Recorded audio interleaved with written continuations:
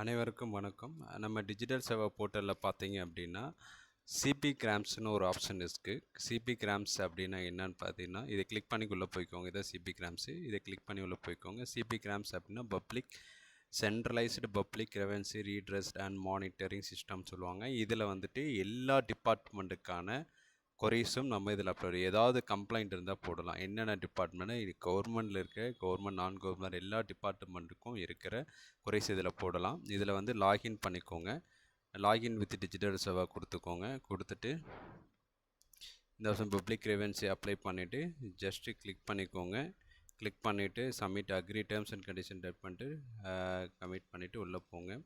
உள்ளே போனதுக்கப்புறம் ஃபினான்ஷியல் எல்லா ஐட்டமும் இருக்குது. Financial, labour and centralise income tax department, post ஆஃபீஸில் உங்களுக்கு லெட்ரு வரல, டெலகாமில் நெட்ஒர்க் பிரச்சனை, அடுத்து ஹோம் அஃபேர்ஸில் பாஸ்போர்ட்டில் பிரச்சனை, ஹவுசிங் வீடு கட்டுறதுல ஏதாவது பிரச்சனை, அடுத்து ஹெல்த்து கார்டு கிளைம் ஆகலை, இன்சூரன்ஸ் கம்பெனி இன்சூரன்ஸ் கிளைம் லேட்டாக தராங்க, பேங்க்கில் வந்து பணம் ஃப்ரீஸ் பண்ணிட்டாங்க எடுக்கணும், எல்லா டிபார்ட்மெண்ட் இருக்குது. அது ஆதாரும் கூட இருக்குது. சரிங்களா? ஆதாரும் வந்துட்டு நீங்கள் ஆதார் மல்டிபிள் டைம் எடுத்தேன் வரல அப்படின்னா போடலாம். கிஷானுக்கு வந்து அக்ரிகல்ச்சரில் போய் போடுங்க. கிஷானுக்கு வந்து அக்ரிகல்ச்சரில் போயிட்டு கிஷான் அமௌண்ட் நிறையா டைம் போட்டேன் வரல அப்படின்னா நீங்கள் போடலாம். அதேமாதிரி ரேஷன் கார்டு அப்ளை பண்ணேன் வரல அப்படின்னாலும் இதில் நீங்கள் போடலாம். அதுக்கு வந்து அந்தந்த டிபார்ட்மெண்ட்டை கரெக்டாக சூஸ் பண்ணணும் நீங்கள். சரிங்களா? இப்போ ரேஷன் கார்டுக்கு அப்படின்னா ஃபுட் பப்ளிக் டிஸ்ட்ரிபியூஷன் இதில் அடிச்சுட்டு இதில் வந்துட்டு நீங்கள் public related and fair price of shop சம்மந்தமாக கம்ப்ளைண்ட் கொடுக்கனாலும் கொடுக்கலாம். கார்டு உங்களுக்கு வரல அப்படின்னாலும் கொடுக்கலாம். கேன்சலேஷன் அப்படின்னு சொல்லிட்டு கொடுத்துட்டு என்ன இஷ்யூவோ அந்த இஷ்யூ கரெக்டாக இஷ்யூவிங் ரேஷன் கார்டுன்னு போட்டுக்கோங்க. என்ன இஷ்யூவோ அந்த இஷ்யூ வந்துட்டு நீங்கள் கரெக்டாக டைப் பண்ணணும். இப்போ அது ஜஸ்ட்டு நான் உங்களுக்கு இதுக்காக டைப் பண்ணுறேன். நீங்கள் இதே மாதிரி டைப் பண்ணாதீங்க.